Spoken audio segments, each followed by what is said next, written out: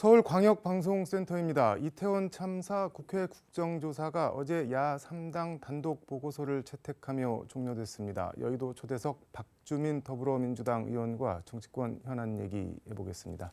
의원님 어서 오십시오. 네, 안녕하십니까. 이태원 국조 얘기는 좀 뒤에 하고 윤석열 대통령 해외 순방 아랍에미레이트 파견된 아크 부대에 가갖고 장병들을 뭐 격려하신다면서 한 말이라고 하는데 UAE 적은 이란이고 우리의 적은 북한이다 뭐 이래서 좀 외교적인 논란이 일고 갔는데 어떻게 보셨나요, 발언? 제가 평하기에 앞서서 네. 이미 이란 정부가 굉장한 항의를 하고 있지 않습니까? 네.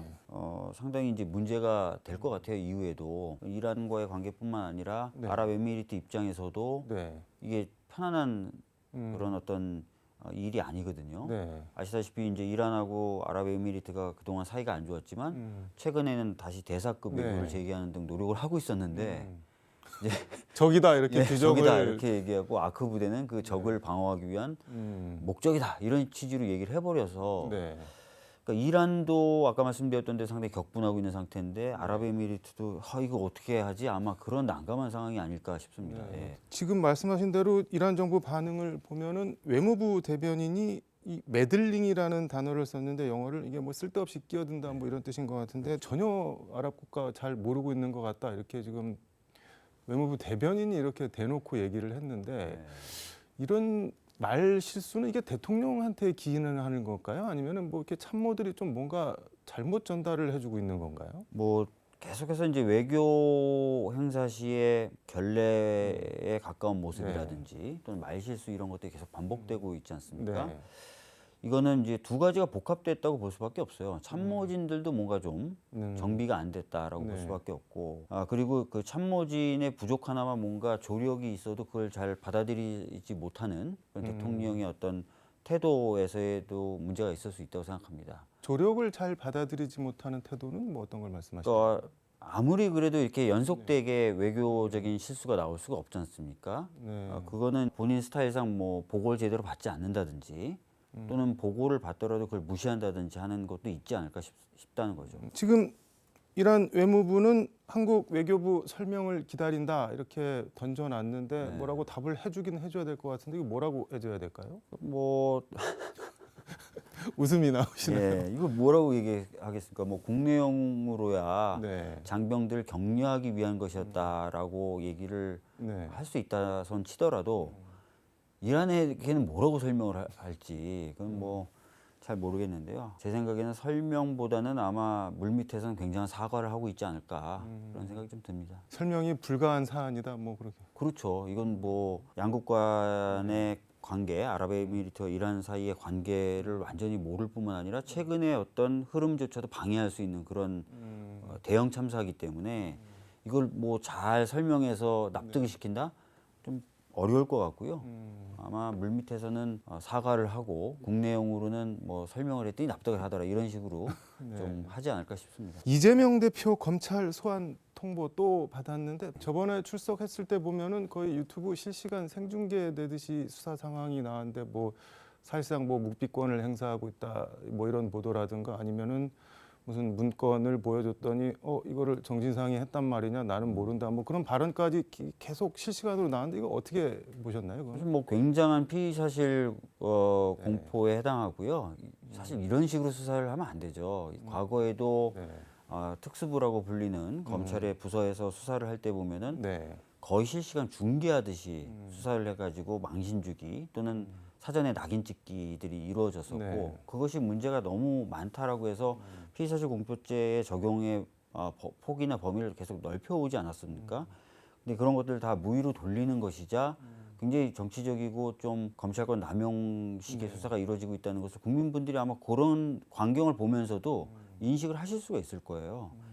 근데 문제는 이제 소환에 응하지 않으면 네. 또 마찬가지로 다른 방식으로 피의 사실에 대해서 유포를 하면서 또 망신 주기를 또 할 겁니다. 그래서 검찰은 제가 보기에는 어찌 됐든 이재명 당대표님에 대한 그 낙인 찍기 어제 저희 이제 몇몇 의원들은 악마화라는 표현을 썼던데요. 네. 그런 식의 어떤 이미지화 작업을 계속 하려고 할 겁니다. 그 악마화라는 단어를 써주셨는데 그 사진을 보셨는지 모르겠지만 그 김성태 전 쌍방울 회장이 뭐 이재명 대표 뭐본 적도 없고 뭐 전화번호도 모른다라고 했는데 둘이 이렇게 이재명 대표랑 김성태 회장이랑 이렇게 손을 잡고 뭐 만세를 부르는 듯한 그 사진이 돌아다녔는데 그게 김남국 의원은 그거 가족 사진인데 가족 사진이죠. 가족 사진 맞나요? 예, 그거? 차남하고 손잡고 그리고 있는. 누가 만들어서 돌리는 건가요? 그러니까 뭐 지금은 제가 봤을 때는 어떤 게 진실이냐 이런 게 중요한 것 같지 않고요.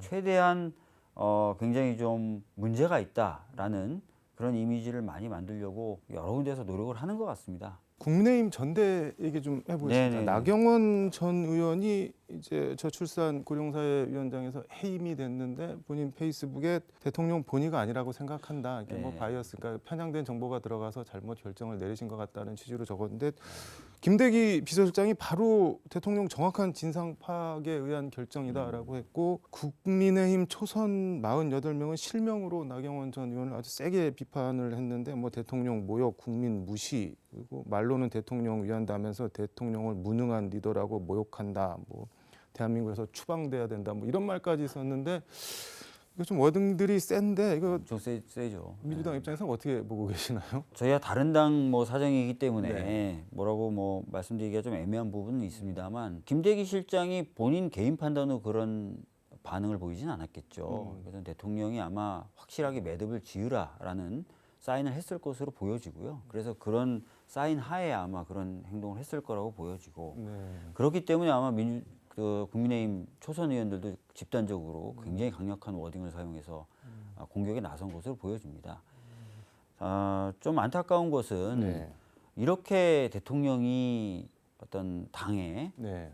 당무라고 하죠. 여기에 깊이 관여하는 거 이게 과연 바람직할까?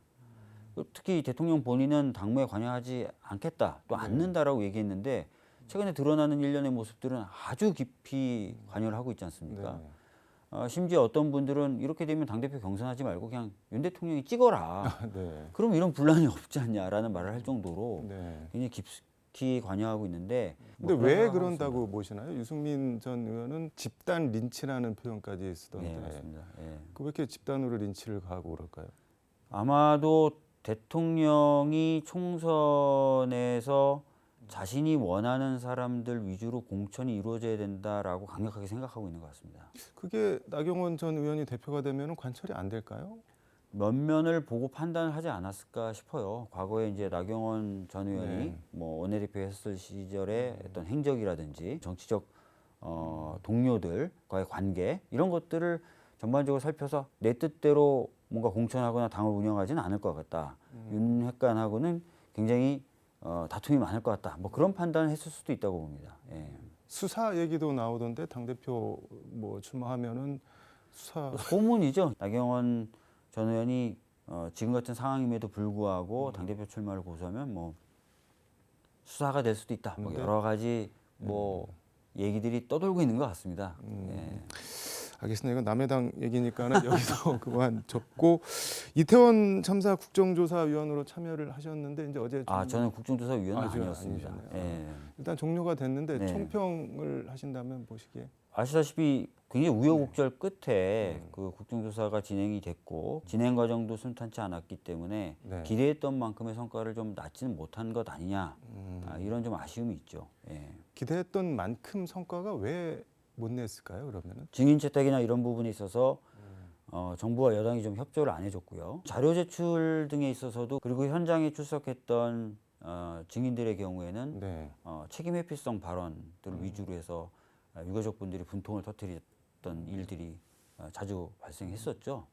어떻게 보면은 사전에 다 예견이 됐던 일인데 그럼에도 국조를 하겠다라고 이렇게 강행이라는 표현이 좀 그렇지만 이렇게 했으면은 그런 거에 대한 대비도 뭔가 좀 하고 들어갔어야 되는 거 아니냐. 뭐 굳이 지적을 하자면은 그래서 저희가 이상민 장관 해임 건의해서 좀 뒤로 네. 물러나 있게 하고 국정조사나 경찰의 수사가 진행되도록 만들려고 해임 건의를 했는데 네. 안 받아들여졌죠. 뭐 그리고 여러 가지 뭐 나름 저희 당 국조특위위원들 같은 경우 노력을 했던 것 같습니다. 근데 아까도 말씀드렸던 대로 뭐 네. 자료 제공이라든지 이런 게 좀 잘 안 됐던 부분이 있는 것 같습니다. 이상민 장관 뭐 위증 혐의로 고발을 한 것 같은데 이게 수사가 제대로 될까요? 그러면 대통령이 뭐 저렇게 신임하는 네. 장관에 대해서 뭐 검찰이든 경찰이든 제대로 수사하기가 쉽진 않을 겁니다. 지금쯤이라도 뭔가 좀 물러나게 하고 그런 과정에서 추가적인 진상규명이나 아니면은 수사가 이루어질 수 있도록 해줘야 돼요. 근데 자리를 계속 지키게 하고 있지 않습니까? 해줘야 되는데 대통령이 이걸 해 주실까요? 그래서 제가 말씀드리는 거예요. 뭐 유가족분들도 분통을 터뜨리셨지만 뭐 네. 외국에 나갈 때 어깨 두들겨 주고 뭐 안전 관련된 TF의 어떤 책임자를 맡기고 뭐 현재까지의 모습을 봤을 때는 좀 난망한 것 같은데요. 그럼에도 불구하고 좀 지금이라도 좀 그런 것이 이루어진다면 아까 말씀하셨던 네. 그런 고발이나 이런 게 좀 더 실효성이 있겠죠. 예. 근데 말씀하시면서 고개를 절레절레 하시네요. 그 이자 얘기 좀 해보겠습니다. 네, 지금 네, 네. 엄청 오르고 있는데 가산 금리 공개 법안이라는 거를 발의하셨다고 하는데 네. 뭐 어떤 내용인가요? 아시다시피 이제 은행의 금리는 두 가지 크게 보면 요소로 구성이 네. 됩니다. 하나는 기본금리라고 하는 것하고 기준금리죠. 네. 그다음에 다른 거 하나는 개별 은행이 각자 정하는 음. 가산금리가 있습니다. 네. 기준금리야 뭐 오를 때마다 이렇게 공표가 되니까 네. 다 아실 거고요. 근데 개별 은행이 가산금리를 정할 때 어떤 방식으로 정하는지는 공시가 돼 있어요. 뭐하고 뭐를 더해서 가산금리를 산출합니다. 이렇게. 네. 그런데 그 방식에 들어가는 개별 요소들, 예를 들어서 목표 이익률이라든지 네. 이런 것들이 구체적으로 얼마인지는 공시를 안 하고 있습니다. 예. 그러니까 그것을 굳이 그렇게 높게 받을 필요가 없는데도 높은 프리미엄을 유지한다든지 해서 문제가 됐었던 사례가 있습니다. 네. 그래서 방식만 공개하지 말고 그 방식에 들어가는 각 요소의 내용도 좀 공개를 하자라고 법안을 제출했죠. 네.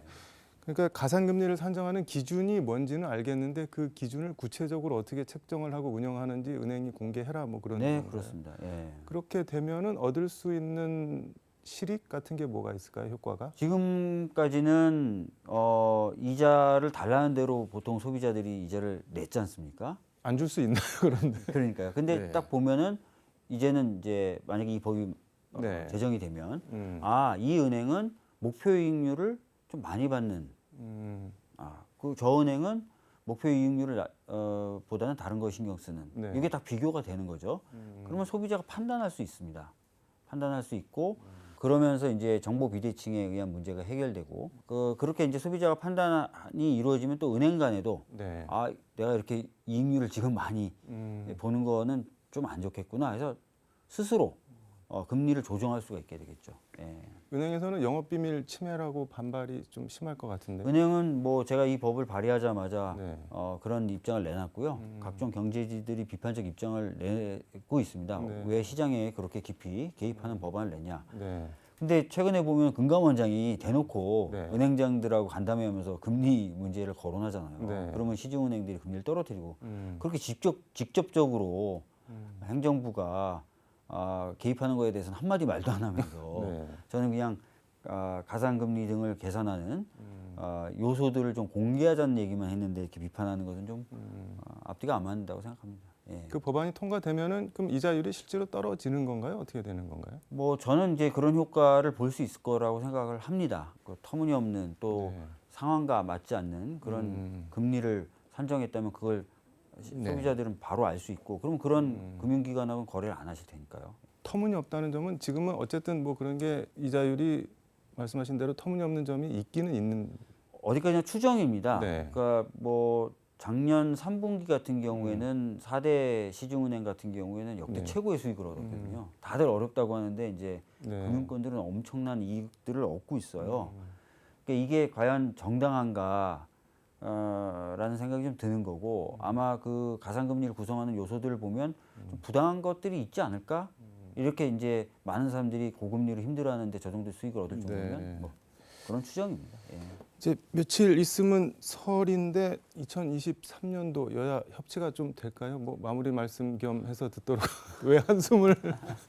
사실 정부가 뭔가 의욕적으로 하려면은 이제 야당의 협조를 구하고 해야 되는데 보시면 아시겠지만 그런 모습 전혀 없습니다. 그러면서 이제 저희 당 대표에 대한 수사나 이런 것들은 누가 봐도 좀 이상하다 싶을 정도로 네. 형평을 잃은 그런 수사를 하고 있는 상황이고 또 당대표가 계속 만남과 대화를 요구하고 있지만 또 거부하고 있는 제 생각에 당분간 협치라는 게 좀 이루어지기가 어렵지 않을까라는 생각이 들고 그러나 경제가 이렇게 어렵고 민생이 이렇게 어려운 만큼 적극적으로 협치하는 모습을 좀 정부와 여당이 좀 보여줬으면 좋겠다는 말씀드리겠습니다.